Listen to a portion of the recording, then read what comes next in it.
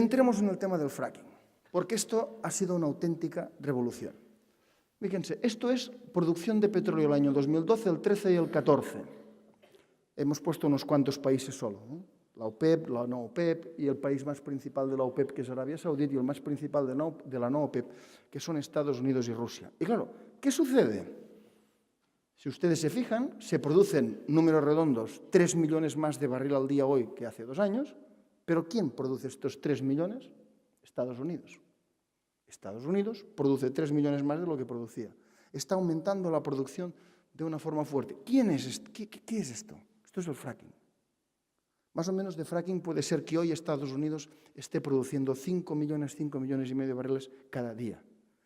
El fracking, las industrias de petróleo convencionales, las de toda la vida, ya sabían que podía existir el fracking, que podía ser. Ahora, lo que nunca se hubieran imaginado, pero no hace 10 años, ni 10, ni 5, ni 3, es que los del fracking fueran capaces de producir tanto petróleo cada día. Y ya lo producen. Entonces, ¿qué ha ocurrido? Esto ha asustado a los países productores de petróleo de toda la vida y ha asustado a los petroleros de siempre. ¿Por qué? Porque el tema es, el fracking mayoritariamente se explota en Estados Unidos, mayoritariamente. Entonces, si unos cuantos productores en Estados Unidos son capaces de en tan poco tiempo bombar tanto petróleo, ¿qué pasaría si el fracking, bueno, primero, se acabara de extender en Estados Unidos, que todavía no lo está? ¿Y qué pasaría si el fracking se extendiera por el mundo? Porque claro, fracking hay en todos sitios. Aquí tenemos fracking. Entonces, muy curioso. Objetivo inicial. Hay que bajar el precio del petróleo por debajo del precio de coste del fracking, para que el fracking no sea rentable. Porque si el fracking es rentable, se acaba el equilibrio de poderes que ha habido de petróleo hasta ahora. Entonces, cuidado. ¿Cuánto cuesta el fracking? Ahora veremos un poco cómo se hace. ¿Cuánto cuesta? Pues mire, cada explotación, si usted explota fracking en Estados Unidos, tiene que decir, señores, tiene que dar usted unos datos para que le den la licencia y tiene que decir, mi coste es tanto. Yo produzco tanto, mi coste es tanto. Y usted lo tiene que decir. El único que sabe cuánto cuesta el fracking es una agencia, digamos, de energía norteamericana. Y la agencia de energía norteamericana solo ha dado unas cifras globales. ¿Y qué ha dicho? Ha dicho, mire, a $80 por barril el petróleo, el 98% de toda la producción americana de petróleo es rentable. Y esto ya lo decía cuando el petróleo estaba a 110. ¿Y qué dice más? Dice, a $60 por barril, el 83% es rentable. ¿Esto qué ocurre? Si alguien quiere matar al fracking, el petróleo no puede estar ni en 100, ni en 90, ni en 80. Tiene que estar por debajo, idealmente por debajo de 60. Porque además, ¿qué ocurre? El coste del fracking hoy es el que es, pero los petroleros saben muy bien que tú empiezas con un coste alto cuando inicias una técnica y con los años el coste lo bajas. Porque hoy el coste de producir petróleo es más bajo del que era hace unos años. Con lo cual, lo que les preocupa es decir, bueno, hoy el coste del fracking puede ser este, pero ¿de qué estamos hablando? ¿Dónde puede llegar el fracking? ¿No? Y esto es la madre del cordero, porque, fíjense ustedes, con el precio del petróleo bajando, la OPEP sigue produciendo lo mismo que antes. Arabia Saudí sigue produciendo lo mismo que antes. Antes, ¿qué hacían? Paraban para que el precio del petróleo subiera. Ahora mismo, esto es lo último que les interesa. ¿Se ha notado esto? Pues se lo diré, hasta ahora cada mes en Estados Unidos, no solo es el fracking que se estaba produciendo, sino que cada mes entraban muchas licencias para producir más fracking. Diciembre 2014 ha sido el primer mes donde no han entrado licencias nuevas para hacer más fracking. Están empezando a lograrlo. Pero cuidado además, alguien puede decir, bueno, alguno de estos que hacían el fracking son gente, dice, claro, si su coste es 70, 80, ¿por qué está 40, 50 y siguen produciendo?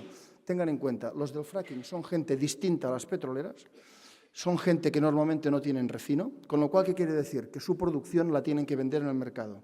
Quiere decir que son gente que utiliza coberturas de futuros con mucha más asiduidad que los otros fabricantes, porque los otros fabricantes, al final, una parte de lo que producen va a sus propias refinerías.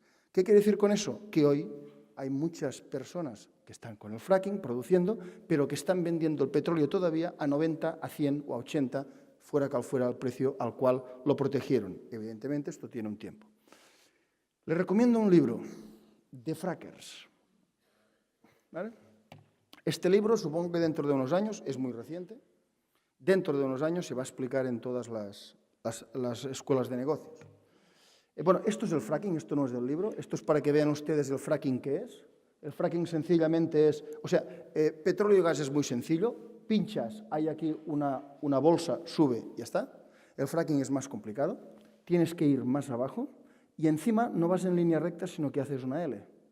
Y los pozos normales estarían por aquí, serían redondos y esto saldría. Tienes que hacer una L, esto de aquí es el shale, shale es como la pizarra, está mezclado y este tubo tiene poros y coges o bien el gas o bien el petróleo que está mezclado con toda la roca y tiras para arriba.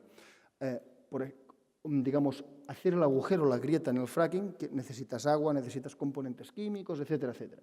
Pero eso es sencillamente cómo se produce.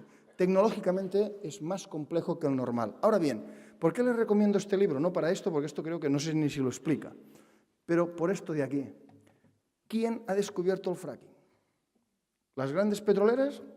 No, ni lo han visto. Ha sido muy curioso, por eso se lo recomiendo.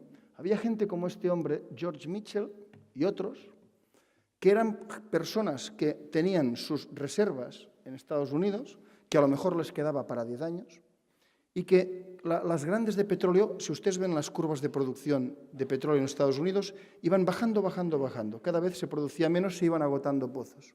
Pero claro, las grandes compañías dijeron, bueno, pues si el petróleo no está en Estados Unidos, nos vamos a Nigeria y hacemos un pozo. ¿De acuerdo? Como pozos hay, no hay problema. Pero los pequeños no. Gente como este, que tenían sus pozos, imagínense el tema de los pioneros. Este hombre empezó a hacer pruebas en el shale, lo que llaman ellos el shale, o sea, él tiene su pozo que va funcionando y dice, pero claro, esto me van a quedar 10 años, vamos a ver si encuentro más. Cuando este hombre, y algún otro, pero este fue el pionero, empieza a perforar aquí para sacar petróleo de aquí, era el hazmerreír. Las petroleras grandes le decían, ¿pero qué estás haciendo? Sus propios ingenieros, muchos de ellos decían, ¿pero qué estás haciendo? Y cuenta el libro como esta persona, cuando llegaba a su casa, sus propios hijos le decían, ¿pero qué haces? El futuro es el eólico, el solar, ¿qué haces? Bien, contra viento y marea, este hombre se sigue gastando, no sé si se gastaba 30 y 35 millones de dólares cada año, ¿de acuerdo? Para ver si sacaba, iba perdiendo, no sacaba nada. Al final, bueno, es una empresa muy bonita. Oryx es una empresa que cotizaba en la bolsa americana, que estos descubren lo que es el tema horizontal. Al final se juntan, lo logran, pero fíjense ustedes, las grandes compañías ni lo vieron. Y de hecho, cuenta una anécdota que es el siguiente. La ExxonMobil, sus oficinas corporativas, las tiene sobre un enorme depósito de shale oil que ni lo vieron. Pero tiene las oficinas, ¿de acuerdo? O sea, no la producción, sino las oficinas. Bien, entonces, esto es espíritu empresarial puro. Siendo esto así, ¿podemos pensar que el precio del petróleo lo volveremos a ver muy caro? Bueno, me he dejado una cosa, pero muy rápidamente. Es que ya lo doy por hecho, pero es que como aquello que decíamos de que creamos la realidad, señores, estos son las reservas probadas de petróleo en el mundo. Cada año hay más petróleo. Luego, cada año se descubre más petróleo del que se ha gastado en todo el año. ¿De acuerdo? Esto lleva siendo así siempre, incluso aquellos años que se decía que el petróleo se acababa.